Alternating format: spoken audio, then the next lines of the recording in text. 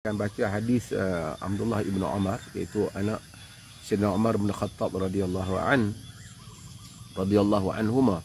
Ya Allah redha kepada Abdullah bin Umar dan redha kepada bapaknya Umar, di mana dia meriwayatkan, dia menyatakan daripada menceritakan tentang perbuatan Nabi sallallahu alaihi wasallam dalam hadis yang diriwayatkan oleh Imam Al-Bukhari, diriwayatkan juga oleh Imam Muslim, di mana Abdullah bin Umar menyatakan, inna Rasulullah sallallahu alaihi wasallam kana yusabbihu ala dhahri rahilatihi haitsu kana wajhuhu wa yuma'u bi ra'sihi wa yumi'u bi ra'sihi wa kana Abdullah bin Umar yaf'aluhu. Okey. Abdullah bin Umar dia meriwayatkan, dia kata, inna Rasulullah sallallahu alaihi wasallam yusabbihu ala dhahri rahilati. Nabi sallallahu alaihi wasallam itu salat sunat di atas kenderaannya. Rahilati di kenderaan ni untanya. Haitsu kana wajhu, di mana saja unta tu mengarah, ke wajahnya, ke arah mana keliling wajahnya, maksudnya ke arah mana pun arahnya. Wa yumi'u bira'sihi, dan dia mengisyaratkan dengan kepalanya. Maksudnya bila nak rokok dan nak sujud, baginda mengisyaratkan dengan kepalanya ketika berada di atas kenderaan dan solat atas kenderaan. Dalam riwayat juga disebut wa kana yutiru ala ba'irih. Nabi itu semayang witir di atas untanya. Nabi semayang witir di atas untanya. Dalam riwayat Muslim dia kata ghaira annahu la yusalli alaiha al-maktubah. Melainkan Nabi SAW tak semayanglah di atas unta ni semayang fardu. Dalam riwayat Bukhari, itu riwayat Muslim. Dalam riwayat Bukhari dia kata illal faraid, melainkan semayang fardu. Semayang fardu Nabi tak salat di atas kenderaan. Jadi semayang sunat Nabi SAW salat di atas kenderaan.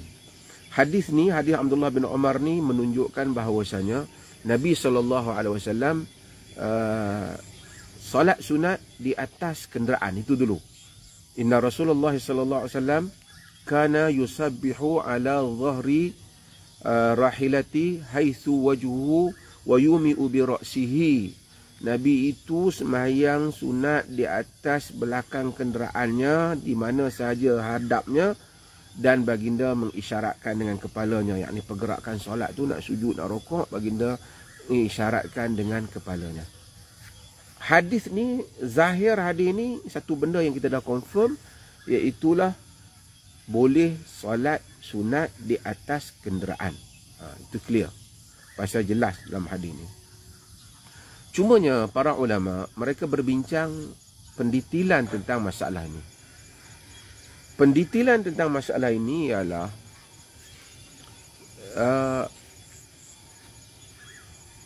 ketika duduk atas kenderaan tu, untuk tujuan apa?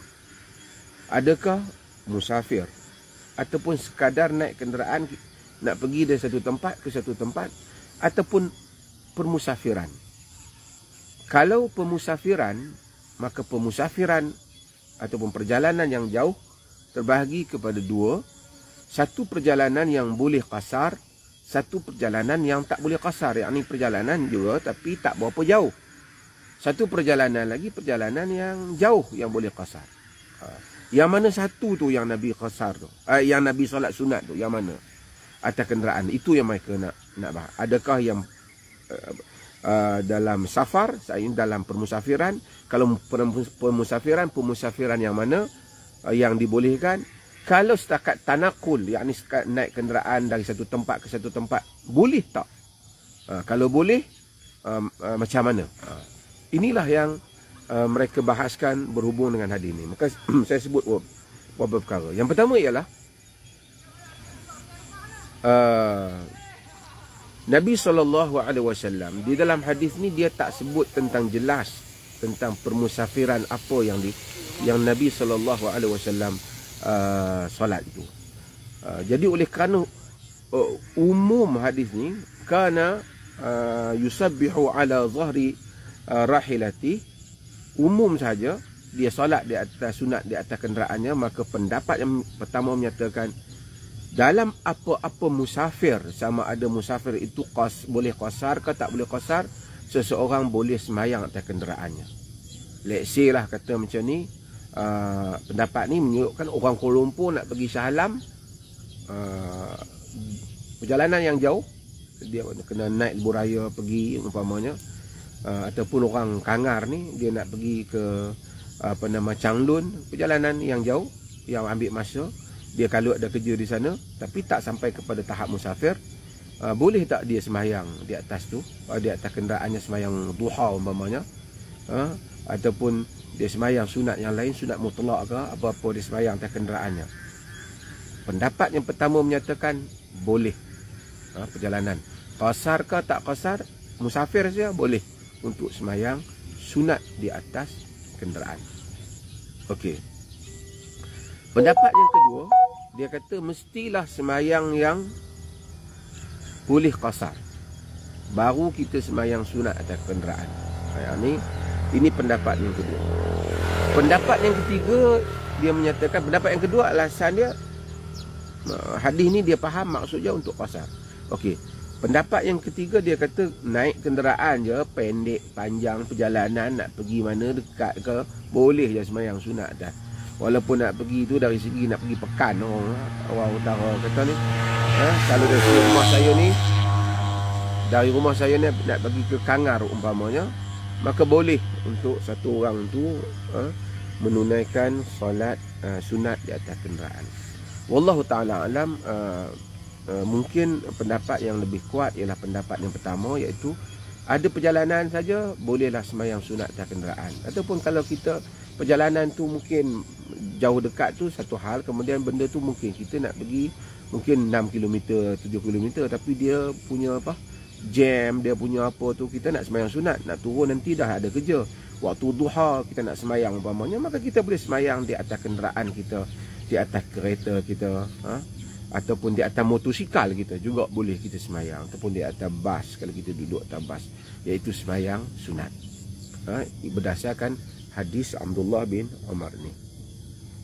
Dan hadis Abdullah bin Umar ni, sebelum tu hadis ni, cuma hadis ni kata yang tak boleh ialah semayang ghaira annahu la yusalli 'alaiha al-maktubah, melainkan Nabi tak semayang fardu. Bila semayang fardu, Nabi turun, Nabi tak semayang atas kenderaan.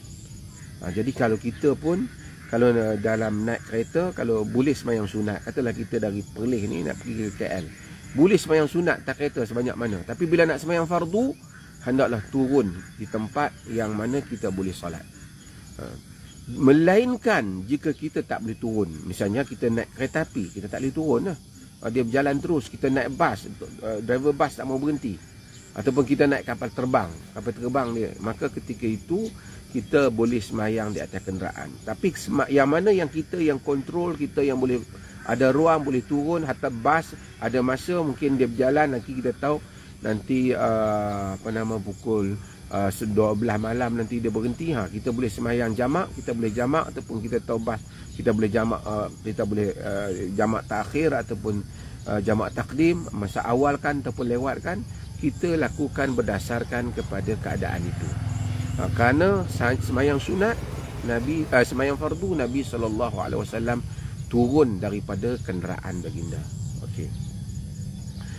Dalam hadis ni dia kata haitsu kana wajhuhu, di mana saja kenderaan itu menghadap, di mana saja wajah wajah Nabi SAW, di mana saja baginda menghadap, baginda semayang. Maka ulama-ulama berbincang, adakah perlu untuk satu orang tu ketika tak semayang di atas kenderaan ini, semayang sunat, semayang fardu seperti mana saya beritahu tadi, melainkan jika tidak ada ruang, tidak ada ruang untuk turun, semayang sunat atas kenderaan ini, adakah perlu menghadap kiblat? Pendapat yang pertama menyatakan bahawasanya dia menghadap kiblat apabila permulaan semayang. Berdasarkan hadis yang Imam Syafi'i dia pegang pendapat itu, iaitu istaqbala binaqatihil qiblah, yang masa awal baginda menghadapkan untanya ke arah kiblat, Dan kemudian baginda solat, lepas tu unta tu ke arah mana tak apa dah. Masa awal, starting masa nak solat tu. Pendapat yang kedua dia menyatakan tak disyaratkan yang demikian berdasarkan hadis tadi. Haitsu kana wajhuhu, di mana saja kenderaan tu. Kita berhenti sekejap kerana kereta api lalu di seberang sana. Ada kereta api pagi ni dia kuat sikit.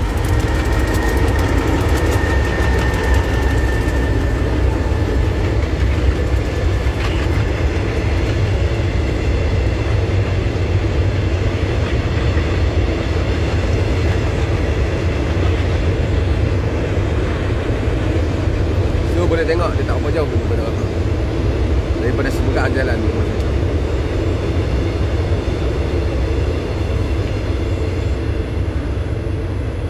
Okey. Kat mana dia tadi? Ha? Kat mana tadi? Kereta api ni dia pergi Balam Besar. Kat mana tadi? Okey. Kata kau yang dengar, yang menonton ni pun tak ingat. Okey. Jadi saya sebut ada dua pendapat. Pendapat yang pertama dia kata permulaan mesti arah kepada kiblat jika mampulah. Lepas pada tu tak apa, nak hadap ke mana pun. Pendapat yang kedua kata tak disyaratkan untuk menghadap ke arah kiblat sekalipun pada permulaan salat, dan berdasarkan hadis tadi, haitsu kana wajhu, tak kisahlah di mana saja baginda menghadap, baginda menunaikan solat. Maksudnya kalau kita naik kenderaan nak pergi solat, tiba-tiba nak solat duha umpamanya, ataupun nak solat apa-apa, kita pun takbir Allahu Akbar, walaupun kenderaan kita mungkin menghadap ke arah lain, kiblat ke arah lain. Kan. Dulu unta mungkin mudahlah nak tapi kalau kereta takkanlah nak suruh kereta pusing ke situ pula, kan. Jadi kita boleh solat di dalam kenderaan ataupun di dalam kereta kita. Okey. Cuma saya nak sebut sikit lah apa yang para fuqaha sebut. Ada di kalangan fuqaha, saya sebut tadi solat atas motosikal, boleh. Motosikal lah sama dengan unta lah, dengan kuda. Cuma dulu para ulama ada menyebut boleh tak semayang sambil berjalan. Maksudnya dulu orang musafir mereka juga berjalan. Jalan, mereka kena berjalan, tak boleh nak berhenti. Kena nanti kalau berhenti lambat, kabilah mereka berjalan kan, mereka berjalan. Ada yang jalan unta, ada yang jalan kaki, yang tak mampu tu ikut, dia takut terlepas dia kan. Masa dia berjalan tu dia solat, boleh tak? Ada pendapat pertama menyatakan boleh. Pendapat yang kedua menyatakan tidak boleh kerana hadis itu hanya menyebut atas kenderaan dan tak diriwayatkan Nabi semayang masa berjalan. Jadi wallahu alam, jadi kita kalau macam tu kita berpada semayang pun semayang sunat, kita berpada dengan riwayat yang semayang di atas kenderaan. Okey. Apa lagi dalam hadis tadi? Dalam hadis tadi ialah baginda sallallahu alaihi wasallam yumi'u bi ra'sihi, baginda isyaratkan. Maksud bila semayang, kalau rokok macam ni, kalau sujud mestilah lebih rendah lagi. Itu semayang di dalam kenderaan, semayang dalam kenderaan. Jadi isyarat. Sebab tu kalau kita semayang, kalau kita mampu, cerita lain. Ini saya nak sebut sikit lah. Kadang-kadang orang semayang naik kapal terbang kan, terutama apabila kita naik, kalau kita naik first class ataupun business class, memang kita ada ruang lah semayang tu. Ataupun kadang-kadang kita pergi Mekah, kita mungkin naik yang flight yang biasa kan, yang ekonomi, ataupun dia sediakan tempat solat tu. Jadi bila dia sediakan tempat solat dan ada ruang yang cukup untuk solat, kita tak boleh solat atas tempat duduk. Sebab kita mampu untuk berdiri pun solat terbang besar. Dia ada boleh berdiri kapal terbang dan dia benarkan. Jadi tidak ada masalah dalam hal itu. Jadi tak wajar untuk kita semayang duduk, sedangkan semayang duduk hanya orang yang tak mampu nak berdiri.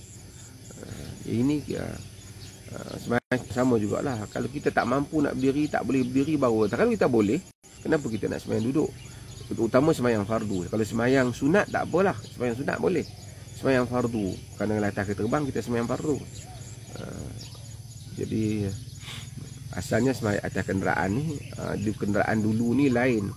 Unta lain, kapal terbang, kapal. Kan orang yang kalau duduk di kapal tak mungkin lah dia nak tunggu bawah. Kapal tu macam dengan rumah atas kapal besar. Kenderaan juga. So hendaklah kita fahami realiti zaman dahulu dan wakil ataupun realiti yang ada pada zaman sekarang dengan teknologi kemajuan. Kereta api juga sama. kita mungkin ada tempat yang disediakan untuk kita solat, kita boleh berdiri dan duduk akan kita solat tanya. Kalau kita tengah kayu gerek boleh solat tak? Kita boleh solat sunat tengah kayu gerek. Boleh solat sunat di atas hadis ni. Kerana kayu gerek tu, untuk orang yang tak tahu luar ni, gerek ni maksudnya basikal. Kayu basikal, boleh tak dia solat? Boleh dia solat. Cuma dia pastikan jangan dia terlanggar ke apa kan. Tapi dia boleh. Dia kayu pagi-pagi itu kan. Dia kayu pada waktu nak semayang duha umpamanya dah. Jadi dia sambil-sambil kayu boleh dia solat, boleh. Dengan syarat dia cukuplah, dia berwuduk, dia apa, dia boleh solat. Dan hadis ni juga tadi dia kata Nabi yutiru ala ba'irih, kana yutiru ala ba'irih. Nabi semayang witir di atas untanya.